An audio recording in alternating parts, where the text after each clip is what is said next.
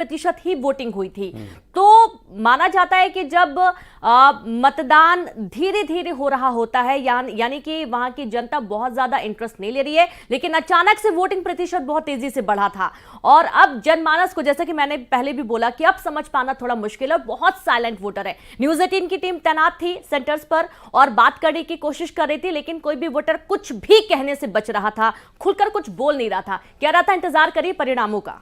बिल्कुल रेनू, चूंकि जो आपने बात कही है मैं उससे थोड़ा आगे बढ़ाता हूँ। ये दिल्ली के जो वोटर्स हैं, पिछले हम 3 से 4 अगर विधानसभा चुनाव की अगर बात करें, रिजल्ट देखिए अलग अलग रहे।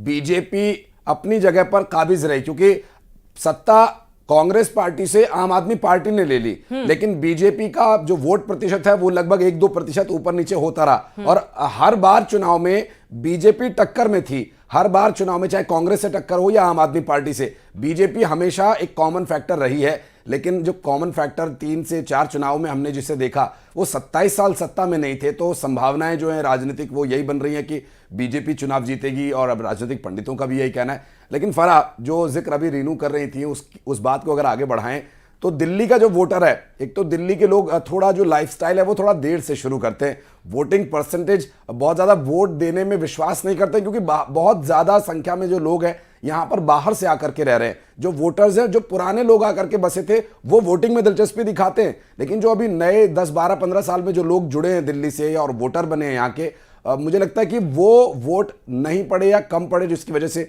जो परसेंटेज हम कम देख रहे हैं। फराह जी बिल्कुल, देखिए अगर दिल्ली की वोटिंग परसेंटेज की बात की जाए तो अक्सर ये देखा जाता है कि दोपहर के बाद से ही जो वोटिंग परसेंटेज है वो बढ़ती है। सुबह से जो है वो वोटिंग परसेंटेज कम ही रहती है, और जिस तरीके से भी जिक्र हो रहा था कि दोपहर तक वोटिंग परसेंटेज बहुत कम थी और उसके बाद शाम तक जो है वो अचानक से वोटिंग परसेंटेज बढ़ गई। और उसके बाद अगर लोगों से भी हम ग्राउंड पर जब बात कर रहे थे तो लोग अपने मुद्दे, अपनी बातों को स्पष्ट तौर पर नहीं रख रहे थे। यानी लोगों के अंदर भी जिस कन्फ्यूजन की हम बात कर रहे हैं, और कुछ वोट्स की कमी शायद इसलिए भी है कि लोगों को शायद कंफ्यूजन है कि वो किसको वोट दें, क्योंकि जहां पर जिक्र हो रहा था कि जब आपस की लड़ाई होती है, जब एक दूसरे पर कीचड़ उछाली जाती है, जब आरोप प्रत्यारोप की राजनीति होती है, तो ऐसे में जो जनता है वो भी बहुत ज़्यादा कंफ्यूज हो जाती है। तो वो भी एक यहाँ पर फैक्टर है। और जिस तरीके से वोटिंग परसेंट, जैसे आपने कहा कि लोग बाहर से आते हैं, तो कहीं ना कहीं दिल्ली में जो है ये देखा गया कि इस बार कम दोपहर तक वोटिंग परसेंटेज थी, फिर अचानक से जो है वो वोटिंग परसेंटेज बढ़ी। तो जिस तरीके से कम वोटिंग परसेंटेज हुई है, कहीं ना कहीं वो भी नतीजों के बिल्कुल फराह, चूंकि इस बीच एक बड़ी खबर ये आ रही है कि काउंटडाउन जो है वो शुरू हो चुका है। दिल्ली विधानसभा चुनाव के नतीजे आ जाने हैं। ऐसे में दिल्ली में जो काउंटिंग सेंटर्स हैं उन पर तैयारियां चाक चौबंद कर ली गई हैं। अब से कुछ ही देर में दिल्ली की 70 विधानसभा सीटों के मतदाताओं ने जो वोट देकर अपना जनादेश जारी किया है, उसकी घोषणा शुरू हो जाएगी और न्यूज 18 पर सबसे तेज, सबसे सटीक नतीजे आप तक पहुंचाएंगे। तो दिल्ली का जनादेश कुछ ही देर में देखने को मिलेगा, और आप देखिए कि आज ही काउंटिंग भी होनी और आज ही परिणाम भी घोषित हो जाएंगे। तो आज का दिन उन तमाम दिग्गजों के लिए बहुत ही खास दिन है, परीक्षा की घड़ी। जैसा कि आशीष पहले भी कहा जाता था कि एग्जाम देने के दौरान इतना डर नहीं लगता है जितना परिणाम आने के दौरान लगता है, और ये वही घड़ी है, सबसे कठिन घड़ी। परीक्षा के बाद परिणाम के बीच की जो घड़ी होती है वो एक एक सेकंड भी बहुत मुश्किल लगते हैं। और आज तमाम जो दिग्गज अपनी जीत का इंतजार कर रहे हैं, शायद उनके लिए जो टेंपल रन भी करने की कोशिश करेंगे, और वो तमाम तस्वीरें भी आपको दिखाई जाएंगी। आप देखिए न्यूज 18 पर सबसे तेज और सबसे सटीक नतीजे आपको दिखाए जाएंगे, पल पल की अपडेट प्रत्येक उस सेंटर से जहां पर जैसे ही किसी भी सीट का रुझान सामने आएगा तुरंत आपको बताया जाएगा। और इसलिए आपको कहीं नहीं जाना है, न्यूज 18 की टीवी स्क्रीन के सामने आपको टिके रहना है ताकि कोई भी डिटेल आपसे चूके ना। बिल्कुल रेनू, और चूंकि जो आपने जिक्र किया परीक्षा के बाद परिणाम की घड़ी, आज रात भर मुझे लग रहा है जितने भी कैंडिडेट्स हैं उनके कान में एक ही गीत गूंज रहा होगा, यही रात अंतिम, यही रात भारी। और अब है रिजल्ट्स की बारी, और रिजल्ट्स के लिए अगर बात करें तो इस वक्त फराह हमारी सहयोगी लगातार सुबह से ही मौजूद हैं। फराह देखिए ठंड तो है, लेकिन इस वक्त जो कैंडिडेट्स जो ईवीएम में जिनके नाम के वोट डले हैं उनको ज़रूर पसीने आ रहे होंगे, और जब तक रिजल्ट नहीं आ जाएंगे वो पसीना मुझे लगता है सूखने वाला नहीं है। और आप भी ठंड में इस वक्त बाहर मौजूद हैं। मौसम कैसा है, पहले इस पर बात करते हैं, फिर बात करेंगे कि सियासी मौसम कैसा है। जी देखिए, मौसम तो अच्छा है, लेकिन सियासी मौसम जो है वो जैसा आप कह रहे हैं कि थर्ड में भी लोगों के पसीने छूट जाएंगे और 699 अगर उम्मीदवारों की बात की जाए तो सबकी किस्मत जो है वो ईवीएम पर कैद है। तो कहीं ना कहीं सबको टेंशन है कि किस तरीके से जो है वो नतीजे आएंगे। देखिए, मौसम बहुत अच्छा है और तैयारियां जो हैं वो सबने कर ली हैं, लेकिन अब धीरे धीरे जिस तरीके से रुझान आएंगे, क्योंकि देखिए दिल्ली का जो दंगल है उसका काउंटडाउन थोड़ी देर में जो है वो शुरू हो जाएगा और शुरुआती रुझान जो है उसके बाद धीरे धीरे जो है वो पिक्चर क्लियर होगी। तो जैसे जैसे पिक्चर क्लियर होगी वैसे वैसे आप ये कह सकते हैं कि तापमान बढ़ेगा और जी। कहीं ना कहीं टेंशन बढ़ेगी, एंजाइटी हो सकती है, क्योंकि सबको इस बात की टेंशन है। क्योंकि देखिए जो ये रिजल्ट होता है ये सबके लिए बहुत मेन बिल्कुल, लेकिन फराह टेंशन तो तभी से बढ़ी हुई जब से सर्वे के रुझान आए हैं, क्योंकि आशीष एग्जिट पोल के सर्वे के पहले फिर भी एक दावा किया जा रहा था कि हम जीत कर आ रहे हैं, लेकिन जब से एग्जिट पोल का सर्वे सामने निकल कर आया है सभी पार्टी के दिग्गज शांत हो गए। जैसा कि आप पहले भी बोल रहे थे, खुलकर कुछ नहीं बोल रहे कि कितनी सीटें किसके खाते में जाने वाली हैं। बिल्कुल, और हरियाणा का मुझे ध्यान आ रहा है फराज, क्योंकि हरियाणा में जब एग्जिट पोल्स आए थे दोनों पार्टियों की तरफ से दावे किए जा रहे थे कि हम जीत रहे हैं, हम जीत रहे हैं। वहां भी सीटों के बारे में बहुत खुलकर नेता नहीं बोल रहे थे। तो सीटों के बारे में अगर नेता खुलकर नहीं बोल रहे हैं तो जाहिर है कि कहीं ना कहीं उन्हें भी डर है कि मामला 50-50 हो सकता है। अच्छा, और एग्जिट पोल में जो रुझान जिस पार्टी के लिए ज्यादा समझ में आ रहे हैं वो भी ज्यादा खुशी नहीं मना रहे हैं। इसलिए भी नहीं मना रहे हैं क्योंकि उनको भी पता है कि पिछले कुछ इलेक्शन में एग्जिट पोल के सर्वे के दौरान जो रुझान आए थे वो भी बिल्कुल उलट हो गए थे। बिल्कुल औंधे मुंह गिरे थे। जी बिल्कुल, देखिए जब से एग्जिट पोल आया है तो ये कहना गलत नहीं होगा कि जितने भी लीडर्स हैं उनकी रातों की नींद उड़ गई है, और ये भी कहना गलत नहीं होगा कि हर बार जो एग्जिट पोल के नतीजे होते हैं वो सटीक नहीं होते हैं। लेकिन जिस तरीके से मैं बार बार कह रही हूँ कि सीट्स की मार्जिन की अगर बात की जाए, लीडर्स इसीलिए सीट्स पर कोई स्थिति जो है वो स्पष्ट नहीं कर रहे हैं क्योंकि एक तरफ तो वोटिंग परसेंटेज भी कम है और दूसरी तरफ जिस तरीके से एग्जिट पोल सामने आए हैं तो कहीं ना कहीं झटका है। क्योंकि अगर ये सच हो जाता है तो आम आदमी पार्टी के लिए बहुत बड़ी हार होगी और इसका जो एक फैक्टर है, क्योंकि जिस तरीके से बीजेपी ने लगातार जो है वो मेहनत की है, चाहे वो चुनाव प्रचार की बात की जाए या जैसे शराब घोटाले जैसे जो मामले हैं और बड़े से बड़े जो आम आदमी पार्टी के लीडर्स जो जेल भी गए हैं, तो कहीं ना कहीं एक बहुत बड़ा फैक्टर होगा। इसी को लेकर जो है अभी कोई भी अभी सीट्स पर बात नहीं कर रहा है, लेकिन जैसे ही शुरुआती रुझान आने लगेंगे, थोड़ी पिक्चर की क्लैरिटी आएगी तो उसके बाद जो है वो लीडर्स शायद हो सकता है सीट पर बात करें, लेकिन अभी बहुत क्लोज फाइट है। ठीक है, कुछ भी फराह, मुस्लिम वोटर्स की भी तादाद अच्छी खासी है कुछ सीटों पर, जैसा कि आशीष पहले जिक्र कर रहे थे। तो यहाँ पर AIMIM के जो उम्मीदवार हैं वो कितना आंकड़ों में तब्दीली ला सकते हैं, ऐसा क्या कुछ अनुमान है?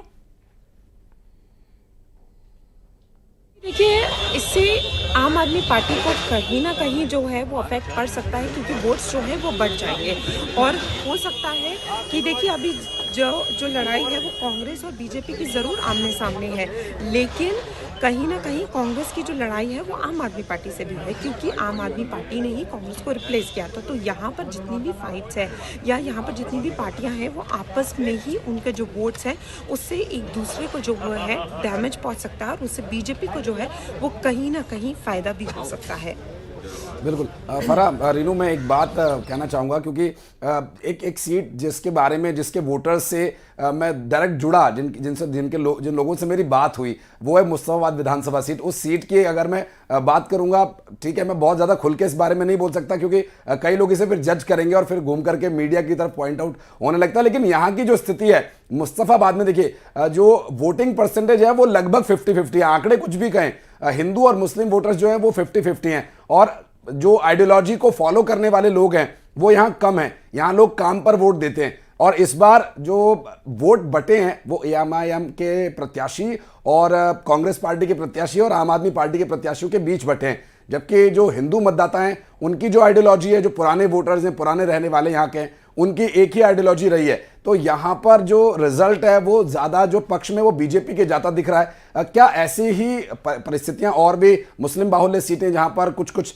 हमने देखा कि थोड़ा सा डाइवर्जन है वोटों को लेकर के, आइडियोलॉजी को लेकर के, क्या उसी तरह का कुछ परिणाम अगर हमें और सीटों पर भी फर्क देखने को मिलेगा तो ये निश्चित तौर पर जो एग्जिट पोल है वो सटीक साबित होंगे। लेकिन अगर इसमें सच्चाई नहीं है तो परिणाम कुछ और हो सकते हैं, जैसा कि नेताओं को अंदाजा है इस बारे में।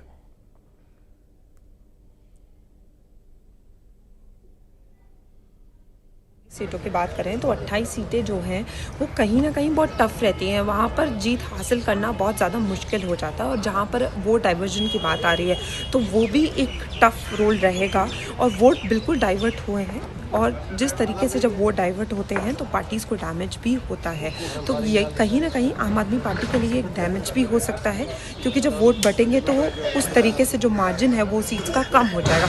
इसीलिए अभी जो नेता हैं वो किसी भी सीट पर कुछ बात करने के लिए राज़ी नहीं है और वो नहीं चाह रहे हैं कि वो कुछ ऐसा कह दें कि जिसके बाद जब रुझान आ जाए और जब स्थिति साफ हो तो उनको उस बात से, इसलिए अभी सब जो है वो पिक्चर क्लियर होने का वेट कर रहे हैं। बिल्कुल, और काउंटडाउन शुरू हो चुका है, आपसे कुछ ही देर में रुझान आने शुरू हो जाएंगे। जी बिल्कुल, देखिए थोड़ी देर में बिल्कुल फरोर, आप लगातार जुड़े रहिएगा, आगे भी आपसे अपडेट लेते रहेंगे और इस वक्त आप सब न्यूज़ 18 के साथ बने रहिए, देखते रहिए पल पल की अपडेट। एक छोटा सा ब्रेक लेंगे, जल्द लौटेंगे। इस तरह की कई सारी चीजें जो है मतगणना से पहले सुनने में आ रही है, लेकिन तमाम राजनीतिक दल उनके अपने दावे, दिल्ली विधानसभा चुनाव के नतीजे थोड़ी देर में आने शुरू हो जाएंगे। 5 फरवरी को 70 सीटों पर 60% से भी ज्यादा मतदान हुआ। वोटिंग के बाद 14 एग्जिट पोल भी आ गए, 12 में भाजपा और 2 में केजरीवाल की सरकार बनने का अनुमान जताया गया है।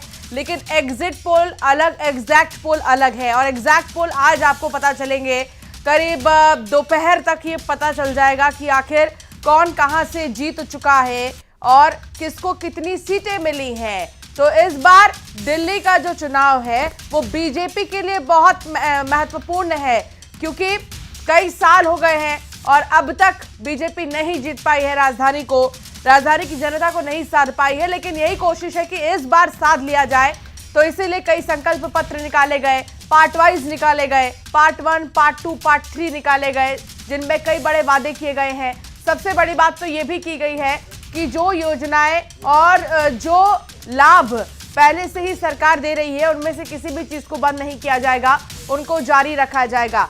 यमुना नदी की सफाई का सबसे बड़ा जो मुद्दा है उसको उठाया गया और उसको लेकर भी आश्वासन दिया गया। तो दूसरी तरफ कचरे का ढेर जो आप देखते हैं राजधानी में, उसकी सफाई का जिम्मा बीजेपी ने कहा है कि हम लेंगे, उसे भी हम साफ कराएंगे। तो ऐसी कई मूलभूत सुविधाएं हैं जिनका जिक्र राजनीतिक दल करते नजर आए, लेकिन ये देखना होगा कि आखिर जनता किसकी तरफ है।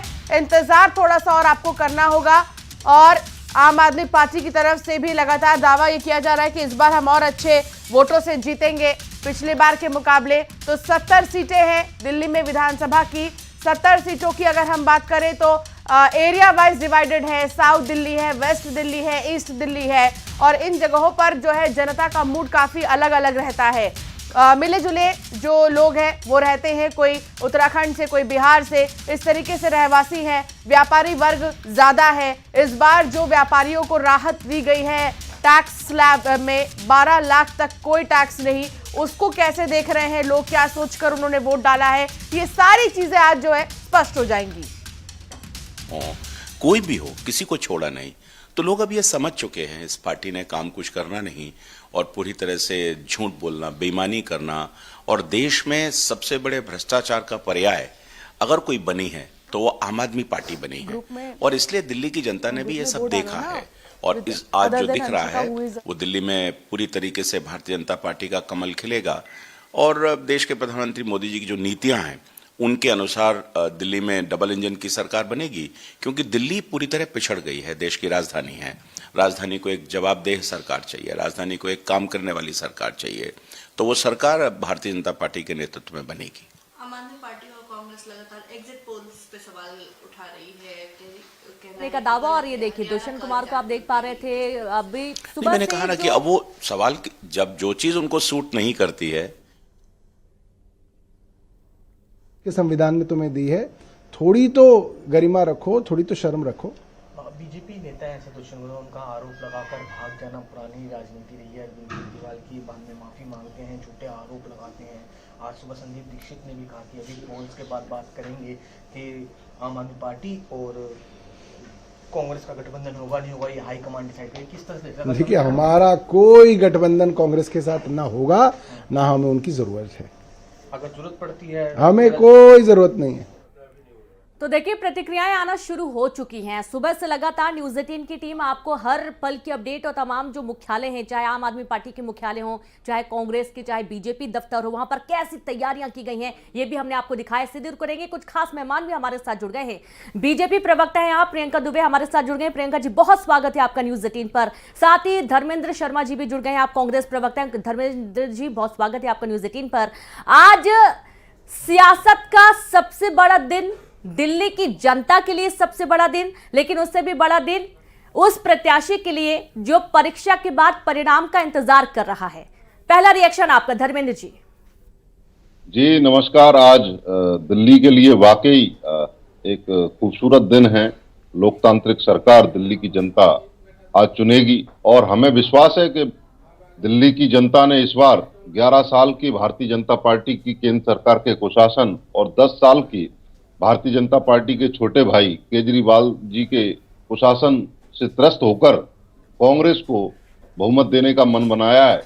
आप देखेंगे कि पिछले 11 साल में केंद्र की बीजेपी की सरकार ने किस प्रकार से दिल्ली के लॉ एंड ऑर्डर को, वहां की कानून व्यवस्था को ध्वस्त करके रखा। दिल्ली जो देश की राजधानी है वो क्राइम की राजधानी बन गई। वहां माताएं, बहनें, महिलाएं सुरक्षित नहीं है। आए दिन घटनाएं हो रही हैं और गैंगवार जैसी स्थिति देश की राजधानी में हो रही है, तो बाकी देश के जो छोटे कस्बे हैं, शहर हैं, उनकी क्या हालत होगी आप सोच लीजिए। और दूसरी तरफ केजरीवाल जी ने भ्रष्टाचार के नए कीर्तिमान स्थापित किए हैं जी। केजरीवाल जी जब आए थे अन्ना हजारे की गोद में बैठकर राजनीति में, आरएसएस के द्वारा जब अन्ना हजारे का वो आंदोलन संचालित किया जा रहा था, तो पूरे देश जानता है कि केजरीवाल जी और बीजेपी छोटे भाई बड़े भाई की भूमिका में दिल्ली ठीक है, इस पर एक रिएक्शन प्रियंका दुबे से लेंगे कि आप ऐसा क्यों कह रहे हैं कि बीजेपी और आम आदमी पार्टी छोटे भाई बड़े भाई की तरह है। प्रियंका दुबे जी, पिछली बार तो आप लोगों ने मन को शांत कर लिया था कि वोट प्रतिशत तो बढ़े कम से कम। इस बार क्या सोच रहे हैं? इस बार क्या अनुमान है, क्या लग रहा है? नमस्कार, सुप्रभात तो सभी को। ये दिन जो है वो नया इतिहास रचने के लिए आज आया है। आप देखते जाएंगे थोड़ी देर बाद जब पेटियां खुलनी शुरू होंगी और ईवीएम के रिजल्ट्स आने शुरू होंगे तो जितनी भी गलतफहमियां हैं लोगों की दूर हो जाएंगी। दूसरा आरोप जो धर्मेंद्र जी ने लगाया कि आज छोटे भाई बड़े भाई, तो मुझे समझ में नहीं आता कि विधानसभा में छोटे भाई बड़े भाई और आपसी दूसरी परिस्थितियां बदल जाती हैं, बोली बदल जाती है, भाषा बदल जाती है, शब्द बदल जाते हैं और वही विधानसभा में अलग हो जाते हैं। तो आप पहले तय तो करिए आम आदमी पार्टी किसकी छोटे भाई है। आप लोग लोकसभा में उनके साथ लड़े, एक दूसरे की बाहों में बाहें डाल करके आप लोग बहुत अच्छे से हुंकार भरते हुए हर मंचों पे नजर आए और आईएनडीए गठबंधन के आप लोग हिस्सा बने और परजीवी बन चुकी कांग्रेस हर क्षेत्रीय दल के पास में गई और उनके समर्थन के साथ में चुनाव लड़ी। तो अगर ऐसा था तो आपको चुनाव अपने दम पर लड़ना चाहिए था, चाहे जो होता रिजल्ट जो भी आता, हार जीत जाते। यही तो कारण है कि जनता थोड़ी कंफ्यूज हो गई है प्रियंका जी, यही कारण है। और एग्जिट पोल के जब से रुझान सामने आए हैं उसके बाद से तमाम राजनीतिक पार्टियां बिल्कुल साइलेंट मोड में हैं, क्योंकि भरोसा कर पाना थोड़ा मुश्किल है। हालांकि बीजेपी को बढ़त मिलती हुई नजर आई है एग्जिट पोल के रुझानों में, लेकिन आप पार्टी, कांग्रेस पार्टी भी दावे कर रही है कि कहीं ना कहीं उनकी भी एक अच्छी खासी पकड़ जनता के बीच में बनी थी इस दौरान।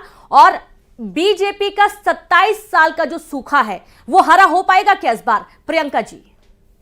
निश्चित तौर पे जनता परिवर्तन करना चाहती है और कोई भी रूलिंग पार्टी के लिए अगर हम बात करें तो बहुत सी जगह पे अलग अलग कटल्स होते हैं, परेशानियां आती हैं, हर्डल्स आते हैं, तो वो भी रहते हैं। और जिस प्रकार के जो वादे करके आम आदमी पार्टी ने अपने आप को रिफॉर्म किया था या हम कह सकते सत्ता में आई थी, तो पिछले 10-11 सालों में उन्होंने देखा है कि खुद आम आदमी के फाउंडर मेंबर्स ही उनसे हटते चले गए और उनको जिस तरीके से आगे आना चाहिए था वो खत्म होता चला गया। तो ये सारी चीजों को देखते हुए जनता निश्चित तौर पे परिवर्तन करना चाहती है और ये परिवर्तन आज आप देखेंगे जैसे रिजल्ट्स आने शुरू होंगे तो सारी कलई चढ़ती नजर आएगी। काट की हांडी बार बार नहीं चढ़ सकती। आपके अपने दावे हैं, कांग्रेस के अपने दावे हैं, लेकिन धर्मेंद्र जी मैनिफेस्टो की अगर बात करें तो मैनिफेस्टो क्या आपको अलग लगा है इस बार का जो मैनिफेस्टो जारी हुआ है? करते आए 15 लाख हर गरीब के खाते में आएंगे, और चुनाव के बाद इन्हीं के गृह मंत्री अमित शाह बोल देते हैं साहब ये तो जुमला था, सालाना 2 करोड़ युवाओं को रोजगार देंगे, बाद में बोल देते हैं साहब ये तो जुमला था। तो भारतीय जनता पार्टी केवल जुमलेबाजी करती है। वैसे ही सेम केजरीवाल जी ने किया। केजरीवाल जी ने मुफ्त शिक्षा, बेहतर इलाज और महिलाओं की सुरक्षा के लिए तमाम सारे वादे किए। यमुना को मैं साफ कर दूंगा, दिल्ली की सड़कों को बहुत अच्छा बना दूंगा। दिल्ली देश की राजधानी है, बड़ी शर्म की बात है। जिस दिल्ली का यश बढ़ाने का काम शीला दीक्षित जी की सरकार ने किया, फ्लाईओवर हो या जितना भी औद्योगिकीकरण किया हो, शीला दीक्षित जी के जमाने में देश की राजधानी दिल्ली को असली पहचान मिली और शीला दीक्षित जी के कामों को दिल्ली ने पहचाना और इस बात को दिल्ली की जनता ने भी माना कि दिल्ली के लिए कांग्रेस से बेहतर कोई नहीं है। दूसरी तरफ जुमलेबाज हैं और इस एक तरफ उन्हीं के छोटे भाई मफलरबाज हैं। तो ये केवल गुमराह करने का काम करते हैं। शराब घोटाले में किस प्रकार से आम आदमी पार्टी के नेताओं ने अपनी जेब भरी है और पूरे देश को लूटने का किस प्रकार से काम भारतीय जनता पार्टी के नेता कर रहे हैं, ये देश की जनता भी देख रही है और दिल्ली की जनता तो चूंकि राजधानी में रह रही है तो करीब से देख रही है। ठीक है, धर्मेंद्र जी दोबारा आपके पास आएंगे। संदीप यादव हमारे साथ जुड़ गए हैं, आम आदमी पार्टी नेता। इस वक्त संदीप जी, यहाँ पर कांग्रेस की तरफ से कहा जा रहा है कि आप लोग मिले हुए हो बीजेपी से, आखिर क्या है इसके पीछे का लॉजिक, क्या बोलेंगे? नमस्कार, मैं आपके दर्शकों को सबसे पहले बधाई देना चाहता हूँ। अगर हम लोग मिले बात तो ये है कि ये मिले हुए हैं बीजेपी से, क्योंकि इनका कोई जनाधार नहीं है दिल्ली में और वही हाल बीजेपी का है। ये केवल एग्जिट पोल में बीजेपी जीतती हुई नज़र आ रही है, जो लगभग हर बार यही होता है कि दिल्ली का एग्जिट पोल हर बार गलत होता है, दिल्ली का रिजल्ट दूसरा होता है, एग्जिट पोल दूसरा होता है। वही परिणाम इस बार भी होगा और इस बार भी हम पूर्ण बहुमत की सरकार बनाने जा रहे हैं। और ये जो छोटे भाई बड़े भाई हैं, ये अपना रोल बखूबी विपक्ष में निभाएंगे, जैसा कि पहले से निभाते आए हैं। ठीक है, तो जो प्रतिक्रियाएं हैं वो भी बीच बीच में आ रही है, वो भी हम आपको सुनाते रहेंगे। लेकिन प्रियंका दुबे जी, सवाल ये है कि आखिर बीजेपी के मैनिफेस्टो में क्या अलग था जो आम आदमी पार्टी के मैनिफेस्टो में नहीं था? ये आरोप बहुत लग रहे हैं बीजेपी पर। देखिए, भारतीय जनता पार्टी सबका साथ, सबके विकास और सबके प्रयास और सबके विश्वास के साथ आगे बढ़ती आई है। जो भी पार्टी ने वादे किए, जिन भी प्रदेशों में किए, उनको धरातल पर पूरी तरह से आज उतारा है और काम करती चली आ रही है।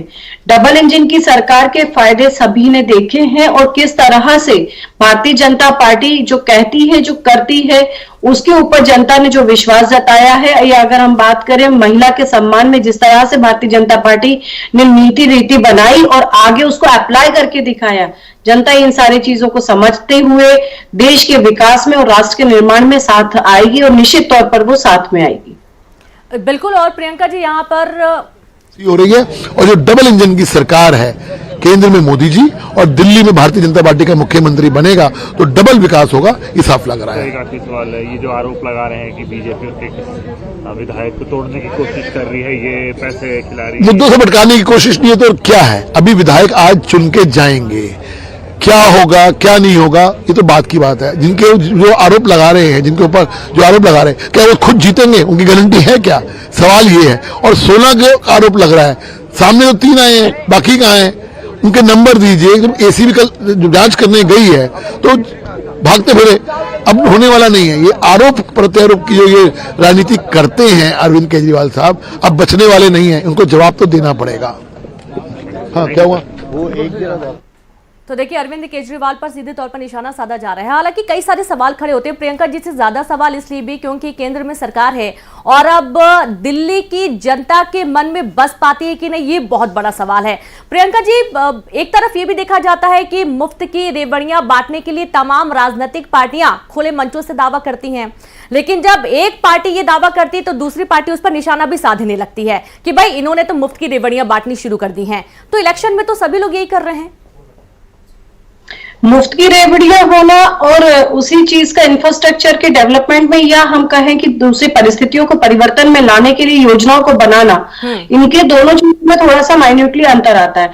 अगर हम बात करें इस कल्चर की, अगर हम बात करें जिसमें कि फ्री की कोई भी चीज को अनाउंसमेंट करने की, तो इसके जनक खुद केजरीवाल जी हैं, जिन्होंने फ्री वाईफाई, फ्री बिजली, फ्री पानी, इस टाइप की जो स्टाइल लेकर के आए चुनाव के अंदर, इसको कहा जाए सबसे ज्यादा प्रमोट वही करते हैं और इन्हीं आधारों पर वो जीत के भी आए थे।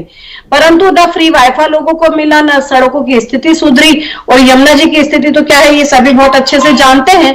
तो निश्चित है कि जो उन्होंने वादे खिलाफी करी है, दिल्ली की जनता उससे त्रस्त हो चुकी है। और रही बात संदीप जी, आपका कमेंट। जो ये मुफ्त की रेवड़ी की बात कर रहे हैं, पहले इसी मुफ्त की रेवड़ी के खिलाफ थे, जगह जगह जाके प्रचार करते थे, केजरीवाल जी तो मुफ्त की रेवड़ी दे रहे, केजरीवाल जी तो मुफ्त की रेवड़ी दे रहे। अब वही मुफ्त की रेवड़ी ये लोग भी दे रहे हैं। बस यही फर्क इतना है कि ये करे तो रासलीला, हम करे तो करेक्टर ढीला वाली सिचुएशन है। तो फिर इस बयान को कैसे आप देखेंगे संदीप जी, जब आतिशी ये कहती हैं कि ये चुनावी युद्ध नहीं है, ये एक धर्म युद्ध है, ये अच्छाई बुराई पर अच्छाई का युद्ध है, ये काम पर गुंडागर्दी का युद्ध है। किस गुंडागर्दी की बात है ये?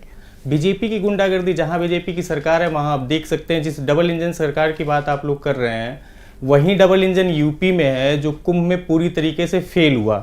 लोग किस तरह से अव्यवस्थाएं वहां जेलें, किस तरह से वहां लाशें बिछी हुई दिखी, और किस तरह से मुख्यमंत्री वहां स्टार्टिंग में पहले बोले कि अभी कोई घटना नहीं, ये तो अफवाह है।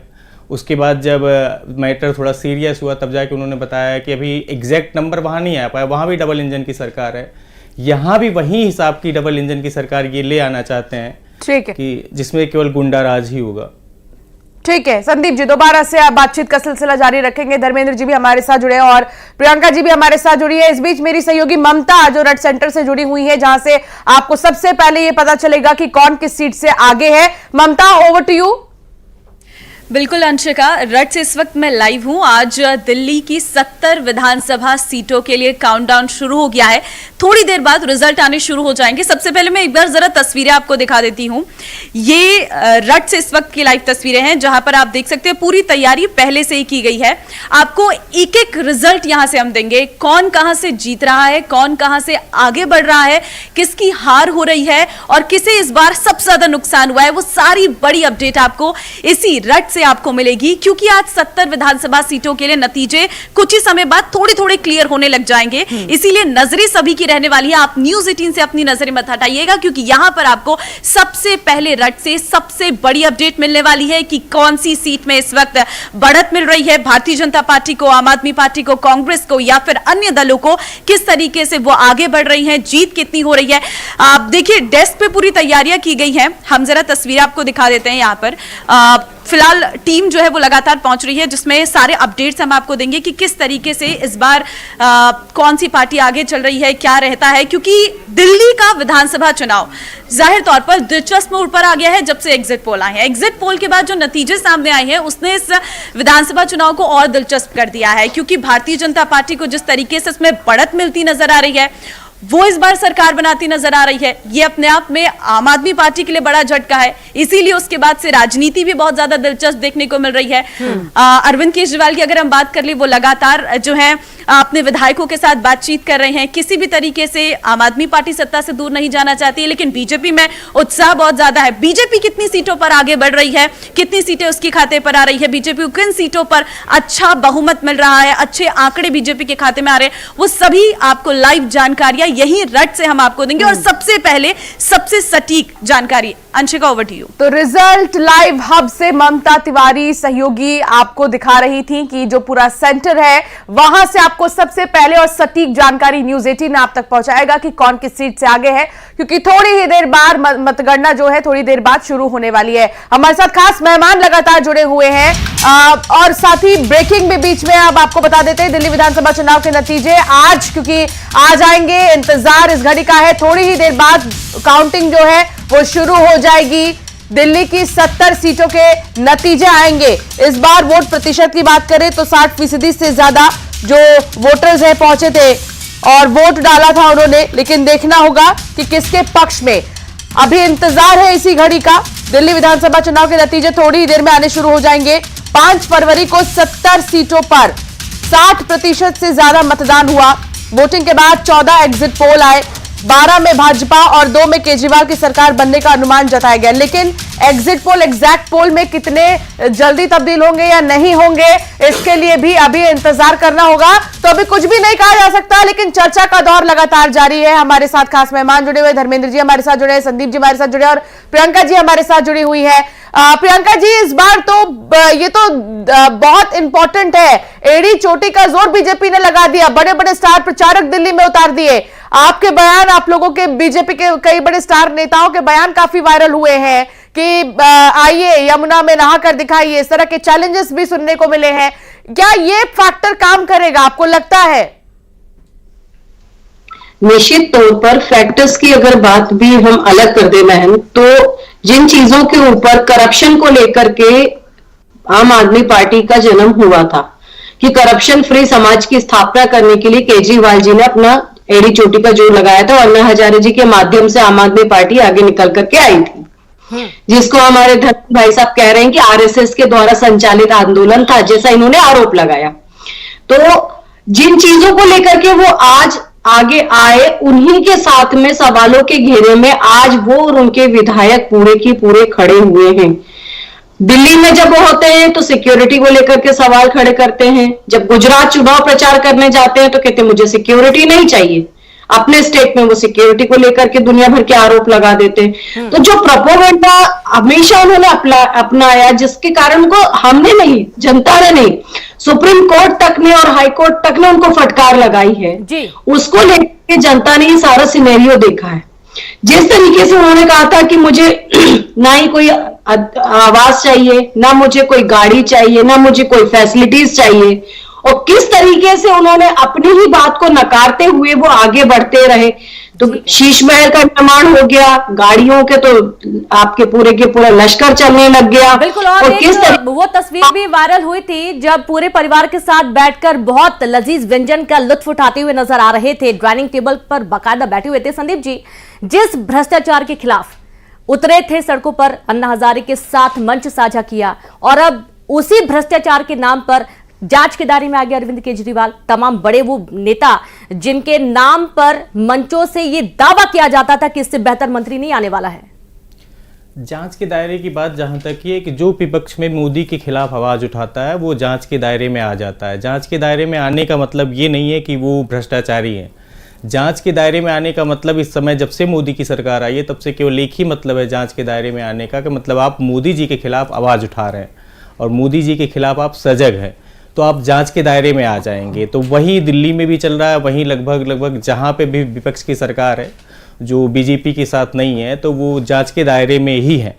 तो जिस सबसे ज़्यादा भ्रष्टाचारी जिसको जो बीजेपी में है, जहां भी मोदी जी जाते हैं और बताते हैं कि ये भ्रष्टाचारी है, इनसे बड़ा भ्रष्टाचारी कोई नहीं, इनका मेरे पास पूरा हिसाब किताब है इनका, उन्हीं को अगले दिन बीजेपी ज्वाइन करवा लेते हैं।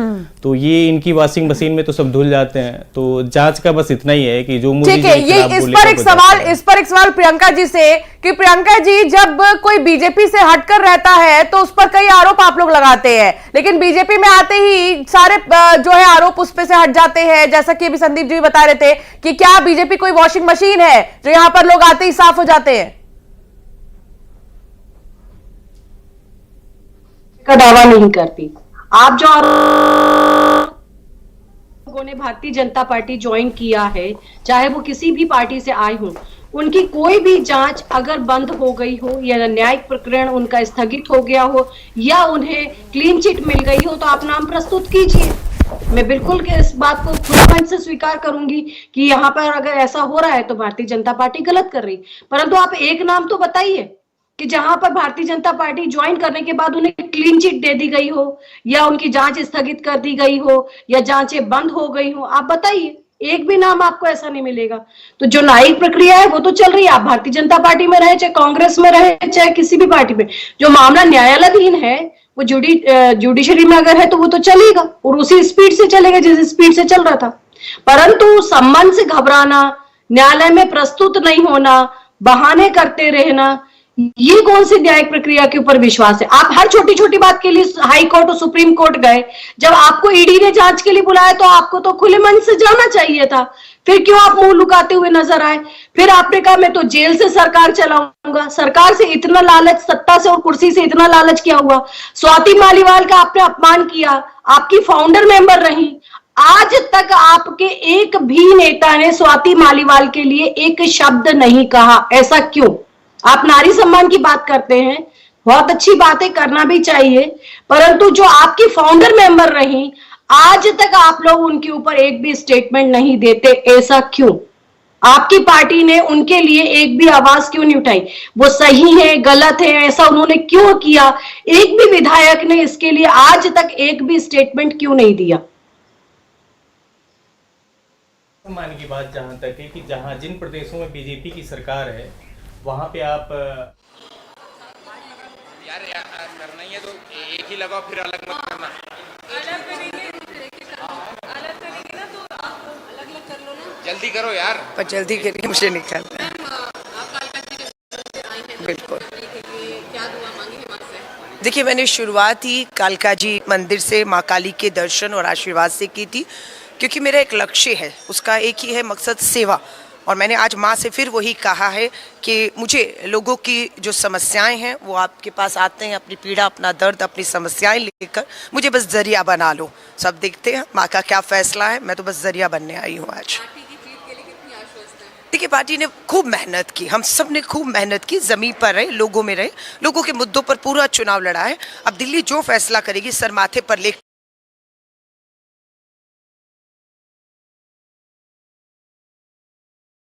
और श्रुति मेरी सहयोगी मेरे साथ जुड़ गई हैं। देखिए, इंतजार करना है और हर कोई इंतजार ही कर रहा है श्रुति, क्योंकि दिल्ली का ये चुनाव बहुत ज्यादा खास है इस बार, क्योंकि अभी हुए हैं लोकसभा चुनाव और उसके बाद बीजेपी के लिए बहुत इंपॉर्टेंट हो गया है कि दिल्ली में किसी तरह जीत हासिल की जाए। और इसीलिए हमने देखा भी कई जितने भी स्टार प्रचारक हैं उनको मैदान में उतारा गया। हमारे साथ खास मेहमान भी जुड़े हुए हैं, संदीप जी लगातार जुड़े हमारे साथ, आम आदमी पार्टी से धर्मेंद्र शर्मा कांग्रेस से हमारे साथ जुड़े और प्रियंका दुबे हमारे साथ जुड़ी हुई है।